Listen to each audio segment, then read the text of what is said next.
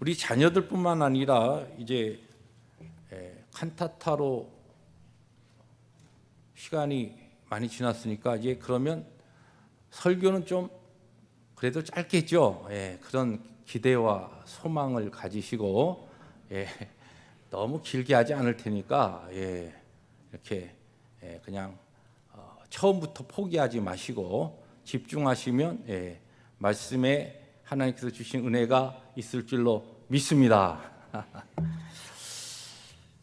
오늘 우리가 읽은 이 본문 누가복음 이 28장 24장 28절 35절 우리가 본문 따서 읽었습니다만은 이 누가복음 24장은 우리가 잘 아는 이 노예 무역상을 하다가 회심하여서 목회자까지 되었던 존 뉴턴 목사님, 우리가 잘 알고 있는 이 어메이징 그레이스, 이 나 같은 죄인 살리신 이 찬송을 작사한 것으로 알려져 있는 이 존 뉴턴 목사님이 가장 사랑하던 성경이 바로 누가복음 24장이라 그렇게 이야기합니다. 존 뉴턴 목사님뿐만 아니라 이 누가복음 24장에 나오는 엠마오로 가던 두 제자에 대한 이 에피소드는, 이 이야기는 아주 수많은 르네상스 화가들이 그림을 그리던 소재로서 많이 사용하던 그런 성경 이야기가 바로 이 누가복음 24장에 나오는 엠마오로 가는 두 제자의 그 에피소드입니다. 그 중에 여러분에게 가장 좀 익숙한 이 그림을 보여드리면 나도 이거 한번 봤다라고 기억나는 그림이 있을 것입니다. 여러분이 화면에 보시는 이 그림인데, 이 그림은 엠마오로 가는 길, 그렇게 제목이 붙어 있죠.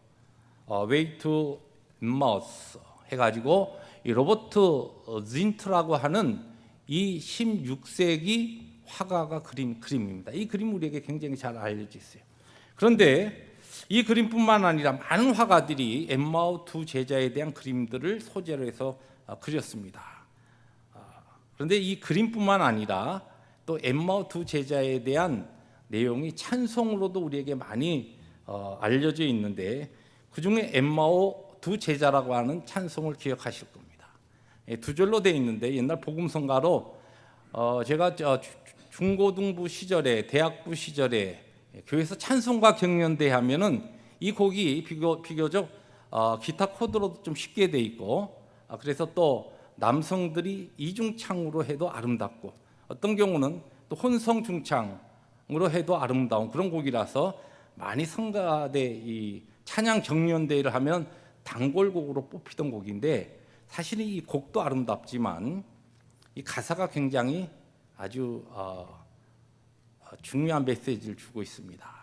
한번 1절, 이 엠마오의 두 제자, 우리가 잘 아는 곡일 겁니다. 그럼 1절 한번 가사만 한번 읽어볼까요? 시작. 엠마오 마을로 가는 두 제자, 절망과 공포에 잠겨 있을 때 주 예수 그들에게 나타나시사 참되신 소망을 보여주셨네. 절망과 낙심과 좌절로 엠마오로 가던 제자들에게 주님이 나타나셔서 그들에게 부활의 주님이 참 소망을 주셨다. 2절이 더 중요한 메시지입니다. 한번 읽어봅시다. 시작.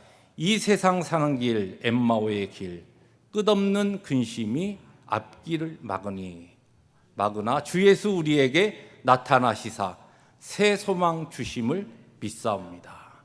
우리가 예수 믿고 살아가면서 항상 성령 충만하고 은혜와 기쁨이 충만한 삶을 살기를 원하지만, 그러한 삶을 살지 못할 때, 좌절하고 삶에 있어서 실패하고 낙심하고 할 때, 그래서 언젠가는 하나님의 그 풍성한 은혜의 그 자리를 그냥 떠나서 우리의 각자의 엠마오라고 할 수 있는 그런 곳으로 우리의 마음과 우리의 삶의 방향이 향해져 있을 때에 우리를 포기하지 않으시는 주님께서 우리를 찾아오셔서 우리를 다시 회복하시고 우리에게 새로운 소망을 주시고 부활의 믿음으로 우리를 회복시키신다는 내용입니다.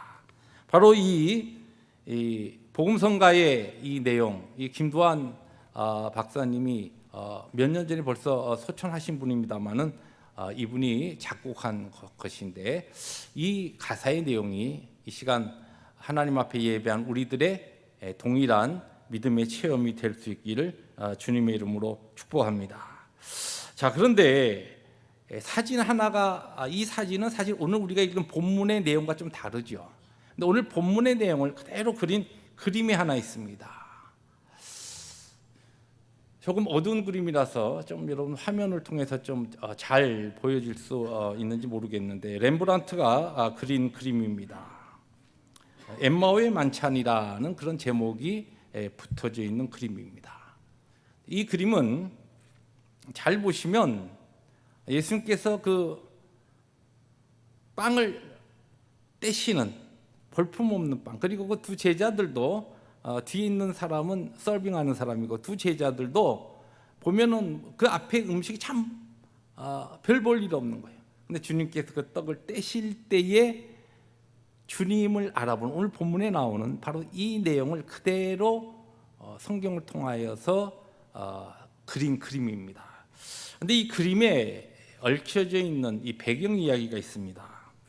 이 렘브란트라고 하는 화가는 비교적 16세기 르네상스에 잘 알려져 있는 그런 화가죠. 그런데 초상화를 그려주면서 젊었을 때 비교적 이제 그때는 사람 초상화 그려주고 거기에서 이제 받고 하면서 좀 부유한 그래도 넉넉한 삶을 살고 있었는데 갑자기 이 행복한 삶이 깨어져 버립니다. 그 이유는 그의 아내가 갑자기 죽게 되었어요. 그래서 너무 그 행복이 하루아침에 무너지면서 그리던 그림을 던져버리고 좌절감과 시리 가운데 그렇게 하루하루를 살아갑니다. 그러한 삶 가운데 있던 렘브란트의 그리스도의 복음이 그에게 전해지고 사람이 죽음이 끝이 아니구나, 죽음 다음에 부활과 영생의 세계가 있다라고 하는 것을 깨달은 다음에 그에게 전해진 이 진리를 그가 받고 예수 그리스도, 이 복음을 받아서 예수 그리스도를 그의 구세주로 영접합니다. 그런 다음에 그의 이제 그림의 내용이 좀 달라지기 시작했는데 그때부터 그린 그림 가운데 특별히 이 렘브란트의 이 그림 가운데 유명한 그림이 바로 이 엠마오의 만찬이라고 하는 이 그림입니다. 이 렘브란트가 이 그림을 그리기 위해서 18개의 다른 성경 버전을 그가 찾아가면서 이 상황을 잘 이해하기 위해서 그렇게 성경을 읽고 또 읽으면서 그린 그림이 바로 이 앞에 나와 있는 이 그림입니다. 그런데 이 그림의 그 배경이 오늘 말씀 가운데 특별히 30절부터 31절입니다. 그들과 함께 음식 잡수실 때 떡을 가지사 축사하시고 떼어 그들에게 주시니 그들의 눈이 밝아져 그인 줄 알아보더니, 이 상황을 그대로 그린 그림이에요. 자, 그런데 여기서 우리가 주목해야 될 것은 예수님께서 그들과 함께 음식을 잡수셨는데 떡을 가지고 축사하신 다음에 떼어 주시니 그들의 눈이 밝아졌다. 성경이 지금 그 부분을 이렇게 하이라이트하고 있는 것을 우리가 주목할 필요가 있습니다. 제자들의 눈이 밝아졌다는 것이에요. 절망과 좌절과 그동안 우리가 따르고 우리의 이 이스라엘 민족을 해방시켜줄 정치적인 그와 같은 구세주를 우리들 구원자로 여겼던 그분이 십자가에 죽으시고 우리 아는 사람들 가운데 그 다시 살아났다는 이야기를 들었지만은 우리가 믿을 수도 없고 믿어지지도 않고, 아무리 다시 살아났다고 그게 무슨 의미가 있는가 그러면서 믿지 못하는 불신앙을 가지고 엠마오로 가던 그들이 예수 그리스도, 부활하신 예수 그리스도를 향하여 깨닫게 되고 눈이 밝아진 이것이 오늘 성경은 특별히 어느 때 이런 일이 일어났다고 이야기하느냐, 이것을 우리들이 주목할 필요가 있습니다. 떡을 가지사 축사하시고 떼어 그들에게 주시니, 떡을 떼어 축사하시고 그들에게 주실 때, 축사하시고 떼어서 그들에게 주실 때.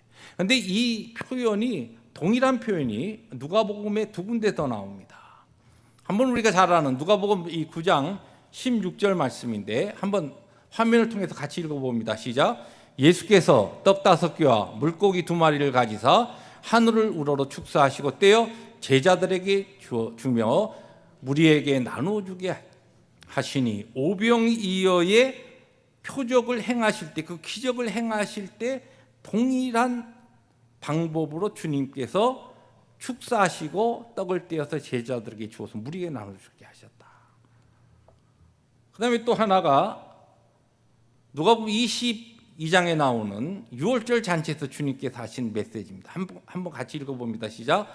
또 떡을 가져 감사기도 하시고 떼어 그들에게 주시며 이르시되 이것은 너희를 위하여 주는 내 몸이라. 너희가 이를 행하여 나를 기념하라 하시고, 같은 감사 기도하시고, 원래 이 원어는 지금 이 유월절 잔치에서는 감사의 빙점이 맞춰 있고, 그 다음에 오병이어와 그 다음에 이 지금 엠마오 두 제자의 식사에서 주실 때는 bless 했다, 이 축복하셨다라고 하는 것이 강조되어 있죠. 원래 그 사실 뜻은 거의 같은 뜻입니다.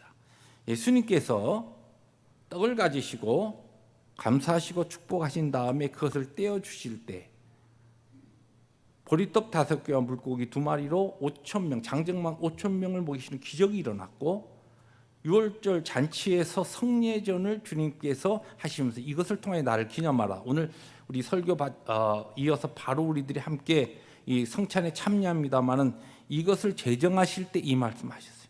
그런데 똑같은 표현이 어디에 나오냐? 지금 제자들의 눈을 열게 하실 때, 그들의 눈이 열어서 예수 그리스도를 깨닫고 알게 하실 때 주님께서 이 일을 행하셨다는 것이죠. 물론 혼동하지 마십시오. 주님께서 엠마오 제자들의 영의 눈을 뜨게 하셔서 그들이 부활하신 주님을 알게 하시고 깨닫게 하시는 이 놀라운 은혜를 베풀어 주신 이것은 오병이어의 기적적인 그와 같은 떡이 아니었고, 또 성만찬, 이 성례전을 제정하신 예수님의 그 유월절 잔치의 그 떡과도 다릅니다. 그런데 이것은 어떻게 보면 아주 평범한 일상적인 식사에 그냥 떡을 떼서 주신 것이에요.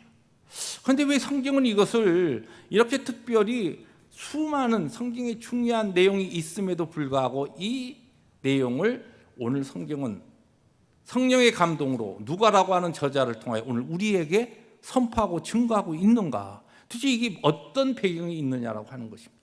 이 우리들이 이 귀한 교훈 하나를 우리들이 찾아보려고 합니다. 실제적으로 성경의 역사와 우리 신약을 잘 열어보시면 주님께서 성만찬, 성례전을 제정하시고 초대교회 성령의 강림으로 교회가 시작되었을 때 사도행전을 쭉 읽어보시고 또한 서신서를 쭉 읽어보시면 초대교회에 굉장히 중요했던 것이 무엇이냐면 성찬 플러스 성도들이 함께 모여서 공동체로서, 다시 말해서 쉽게 이야기해서 밥상 공동체로서 함께 먹는 것이 굉장히 중요했습니다. 이것을 달리 표현하면 예수님께서 성만찬을 제정하신 이후에 기독교는 함께 나누는 식탁을 신앙의 삶의 중요한 일부분으로 여겨왔다는 것이죠. 우리가 그냥 힘들고 어려운 이민생활 가운데 교회 모여서 예배만 드리고 너무 몸이 건조하니까 예배 끝난 다음에 뭐 조금이라도 뭐 하나 나누면서 그냥 교제하고 가는 그런 차원이 아닙니다. 성도들이, 교회가, 공동체가 모여서 함께 떡을 떼고, 전체적으로도 마찬가지지만 우리 목장의 모임에서, 소그룹 모임에서 기회가 있을 때마다 우리들이 함께 식사를 이렇게 하면서 또는 작은 음식을 나누면서 교제하는 것이 사실은 교회의 전통이었고 초대교회의 모범이었다는 것이에요. 그 중에 하나가 오늘 우리에게 보여주고 있는 이 엠마오로 향하던 두 제자에게 주님께서 떡을 떼시면서 친히 행하셨던 교훈입니다. 그런데 그러면 이런 주님께서 왜 성경을 통하여 초대교회 이후에 이런 밥상 공동체로 달리 표현하면 식사하는 그와 같은 자리를 통하여 하나님의 거룩하신 많은 사역들을 이루어 오셨는가? 그 뜻이 있습니다. 첫째는 우리 스스로 존재할 수 없는 존재임을 알게 하시기 위해서 먼저 신앙의 공동체가 많이 식사하는 자리를 통하여서 우리의 그 중요한 신앙의 본질적인 부분을 확인하게 하시는 겁니다. 무슨 얘기입니까? 하나님께서는 스스로 존재하신 I am who I am, 나는 스스로 있는 자라. 그런데 우리는 스스로 있는 자가 아닙니다. 쉽게 이야기해서 음식이라도 먹지 않으면 우리는 존재할 수 없는 존재예요. 아무리 사람이 오랫동안 음식을 섭취 아니하고 잘 건강을 가지고 지낸다 하더라도 보통 40일 이상을 금식하면 다 생명을 잃습니다. 우리 인생은 스스로 존재할 수 있는 존재가 아니에요. 살기 위해서 음식을 섭취해야 하는 존재라는 것을 음식을 나누는 것과 같은 일을 통하여서 하나님 앞에 날마다 확인한다는 첫째 의미가 있습니다. 두 번째로는 우리는 주님께로부터 지속적인 계속적인 은혜를 받아야 된다는 영적 의미가 이 밥상 공동체 식사의 자리에 신앙의 공동체에서 함께 모여서 먹고 마시고 또한 친교하는 중요한 뜻이 있다는 것입니다. 무슨 얘기입니까? 여러분, 나는 밥 먹는 거 귀찮아. 그래서 한 달치 한꺼번에 다 먹고 앞으로 한 달치 그냥 다 굶을 거야. 그렇게 할 수 없다는 것이, 오늘 필요한 음식을 내가 섭취하고 내일 되면 내일 필요한 음식을 섭취하는 것이. 어떤 분은 특별히 음식 탐이 많으신 분은 가면은 어떤 특별한 이런 뷔페가 가면은 아주 그냥 모든 생명을 다 걸고 드시는 분들이 있더라고요. 그런데 그렇게 드신다고 해서 그거 드신 다음에 한 1년을 아무것도 먹지 않고 살 수 있는 사람 아무도 없습니다. 오늘 먹어야 될 것을 우리들이 섭취해야 돼요. 이것이 바로 하나님의 은혜를 우리들이 지속적으로 계속적으로 받는 존재라는 것을 우리가 확인하는 것입니다. 그런데 그것보다 더 중요한 사실 이 누가복음의 메시지가 있습니다. 오늘 이 말씀 여러분과 나누고 함께 기도하기 위해서 이 말씀을 시작한 겁니다. 한번 천천히 한번 읽어봅시다. 시작. 예수님은 식탁을 은혜, 공동체, 소망, 선교, 구원 그리고 약속을 구현하는 자리로 사용하셨다는 것입니다. 여러분, 이 누가복음을 잘 보시면 누가복음에 특별한 특징이 있지만 누가복음 5장에 보면은 식사하는 자리를 통하여서 주님께로부터 오는 은혜가 무엇인가라고 하는 것을 친히 가르치십니다. 은혜에 대해서. 또 7장에 보면 공동체에 대해서 가르치신데 이것이 바로 식사 자리에서 가르치십니다. 9장에서는 진정한 우리 인생의 소망이 무엇인가라고 하는 것을 구현하시고 가르치시고 이루시는데 이 식사의 자리를 사용하십니다. 물론 다른 부분도 있지만 대표적인 것만 뽑는 겁니다. 14장에 보면은 식사의 자리를 통하여서 서로 상자를 안기 위해서 그렇게 다투는 사람들의 그것을 배경으로 해서 주님께서 궁극적으로 이 하나님의 나라의 잔치에 참여할 선교에 대한 메시지를 허락하십니다. 22장에 보면은 구원에 대해서 가르치시기 위해서 식탁의 이 밥상 공동체로 그의 제자들 초청하십니다. 그리고 오늘 우리가 읽은 이 말씀은 특별히 하나님의 영적인 진리와 예수 그리스도에 대한 깨달음에 대한 그와 같은 하나님의 은혜의 역사를 이야기하면서 마지막 뒷부분 24장 맨 마지막에 보면은 예수님께서 그의 제자들과 공동체 약속을 구현하는 자리로 식사 자리를 사용하고 계시는 것을 볼 수가 있습니다. 무슨 얘기입니까? 예수님께서는 이 땅에 오셔서 공생애 동안도 음식을 그의 제자들과 또한 그의 이웃들과 특별히 가난하고 죄인으로 취급받던 자들을 초청해서 함께 식사하면서 주님께서 가르치시고 원하셨던 중요한 구속적인 사역들을 많이 그것을 통하여 이루어 가셨다는 것이에요.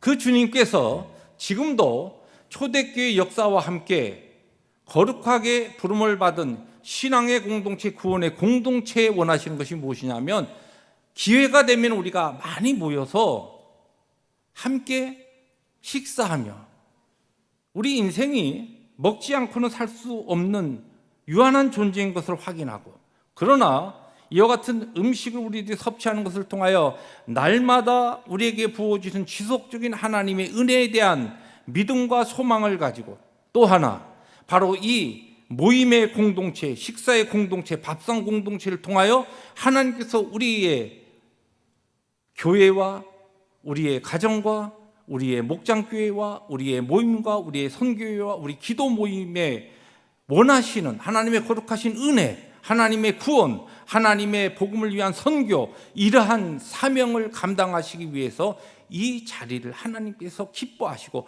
그러한 자리를 많이 갖기를 원하신다는 하나님의 이 뜻을 우리들이 이해하고 배우고 실천할 수 있어야 한다는 것입니다. 말씀을 정리합니다. 부활하신 예수님께서 절망과 좌절로 인하여 엠마오로 가던 두 제자에게 나타나셔서 그들의 눈을 열어주시고 사명과 은혜의 자리로 돌아가게 하셨습니다. 그리고 이러한 변화는 어디에서 일어났느냐? 식사하는 자리에서 일어났습니다. 뿐만 아니라 예수님께서는 지금도 식탁 공동체를 통하여 은혜와 소망과 구원을 이루어 가십니다. 이거 우리들이 가볍게 여기서는 안 됩니다. 그러므로 우리 남가죽 펠로십 교회가 예수님과 함께하는 식사 공동체, 식탁 공동체, 달리 표현하면 밥상 공동체, 말씀에 순종해서 힘있게 이 모임 가지면서 렘브란트의 그림에 표현되어 있는 그 식사는 화려한 것 아니었습니다. 아주 정말 우리가 요새 모임이 있으면 가서 먹는 그러한 대단한 음식이 아니었어요. 어떻게 보면 아주 초라한, 그러나 그 식사를 매개체로 해서 함께 믿음을 가진 자들이 모여서 거룩하신 하나님의 부르심과 사명에 따라 우리를 함께 공동체로 모으시고 교회로 모으신 하나님의 그 뜻을 기억하면서 서로 사랑하고 서로 용서하고 서로 끌어안고 서로 화해하고 서로 격려하는 이와 같은 삶을 살아갈 때 우리의 공동체의 삶을 통하여 하나님께서 그분의 거룩한 뜻을 이루시고 하나님께서 이 마지막 시대에 어두운 세상을 향하여 빛을 비추는 능력 있는 교회로 세워갈 것입니다. 그러한 은혜가 밥상 공동체를 통하여 우리에게 가르치시는 귀한 교훈을 우리의 마음에 담고 기회가 있을 때마다 열심히 모여서 귀한 하나님 우리에게 주신 복된 이 땅의 아름다운 품복인 음식으로 교제하며 사랑하며 친교하는 우리 모든 교우들의 삶을 통하여 힘있게 이루어지시기를 주님의 이름으로 축복합니다. 기도하십니다.